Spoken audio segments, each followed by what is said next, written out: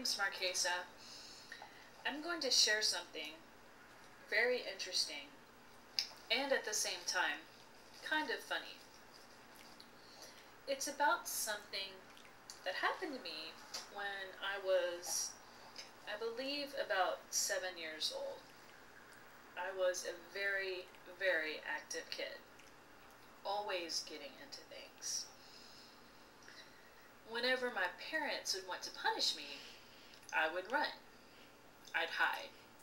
I'd get under chairs. I'd get under beds. I'd go any place to keep my parents from finding me when they wanted to punish me. I have a younger brother who's 2.5 years younger than me. And I think when he was born, I was one of the 2.5-year-olds who didn't take very well to having this new person coming into the household. And there was clearly some sibling rivalry as I was growing up. So as we grew up, I was always kind of picking on my brother. I always picked on him. I would always hit him. I would always make him cry. I would always take his things away from him. I was always getting punished for doing something. And I would hide so they couldn't find me to punish me. Sometimes my parents would make me go to my room for things that I had done. And I would go to my room and I would yell out the window to everyone who passed by. "Hi, my parents put me in my room. They're punishing me for something that I did." Sometimes I would go in the bathroom and I would get my dad's razor and I would decide I wanted to shave. And so I would shave with my dad's razor and I would cut my face all up. So I was a very, very active kid. I think the most exciting part, which I've been trying to get for a few minutes, was the time I got my head stuck under the steps. I used to put, and this was outside, sometimes I would go outside and I'd play, and I'd take my mom's pots and pans out of the kitchen, and I'd find big rocks, and I would put those in the pot. So those would be my roast. And then I would go and I would find grass and all kinds of things. And I would put those in the smaller pots. And those would be my vegetables. And then I'd find some smaller rocks and put them in another pot. And those would be my potatoes. And then I would mix some mud with water.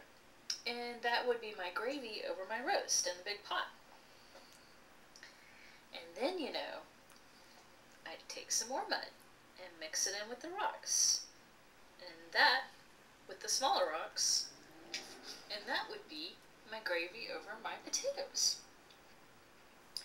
Well, this one day when I was out there playing, the big rock that I needed for my roast was under the steps. I was trying to figure out how I was going to get that rock from under the steps. So I took my head and I put it under the steps. And I said, there's the rock. I've got it. So I had my hands on the rock. I'm under there. I lift the rock up and I can't get my head out. It's stuck. And I'm trying to get my head. And I'm wiggling, and I'm wiggling. And you would think a six-year-old's head wouldn't be so big that they couldn't get it from under these steps. I'm yelling, and I'm wiggling, and I'm trying to get from under the steps. It felt like ever. I never got my head from under the steps. So I had to wait for my mom to come looking for me. And she found me with my head stuck under the steps. I'm crying and I'm saying, "Mom, help, I can't get out." My mom is trying to get my head from under the steps. And by this time, I'm just so panicked. And she's panicked because she can't get my head out. So there I am, stuck under those steps. So then my mom calls a neighbor who comes over. And between the two of them, they get me out of the steps. Well, you would think that my mother would be so scared that she would have not fussed at me. As usual, I got fussed at for doing something else I had no business doing.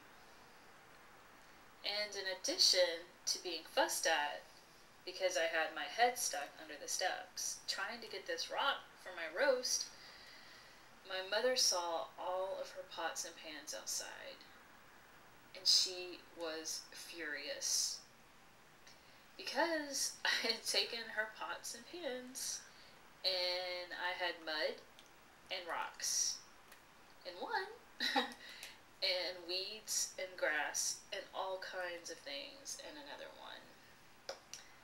So that's kind of the story, the most special thing that happened to me